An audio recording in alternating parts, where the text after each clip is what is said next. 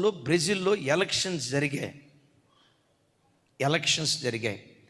ఆ ఎలక్షన్స్లో ఒక ఆయన అఖండమైన విజయాన్ని పొందుకున్నాడు. తమ్ముడు స్క్రీన్ మీద చూపించండి.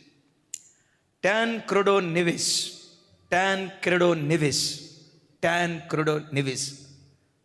1985 సంవత్సరం జనవరి నెల 15వ తారీఖు ఆయన ప్రమాణ స్వీకారం డేట్ డిక్లేర్ అయిపోయింది.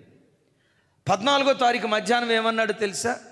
అమెరికా దేశ అధ్యక్షుడు నేను కాకుండా దేవుడు కూడా అడ్డుకోలేడు.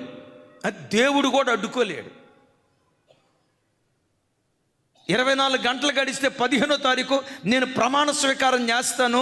480 ఓట్లు వచ్చాయి. నాకు 80% మెజారిటీ వచ్చింది. నేను అధ్యక్షుడు కాకుండా చివరికి ఆ దేవుడు కూడా అడ్డుకోలేడు అన్నాడు. ఆ మాట మధ్యాహ్నం అన్నాడు. సాయంత్రం విపరీతమైన కడుపుల నొప్పి వచ్చింది. మధ్యరాత్రి హాస్పిటల్కి తీసుకెళ్లారు. 3 నెలల పాటు హాస్పిటల్లో ఉన్నాడు. ఏప్రిల్ నెలలో ఆ హాస్పిటల్లోని చచ్చిపోయాడు, అధ్యక్షుడిగా ప్రమాణ స్వీకారం చేయకుండా. ఒకసారి ఫోటో చూపించుతాడు. టాన్ క్రెడో నెవెస్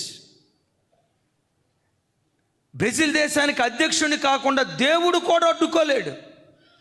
ఇవే పొగరబెట్టిన మాటలంటే, ఇంకా తెలుగు భాషలో చెప్పాలంటే కొవ్వెక్కిన మాటలంటే ఇయే.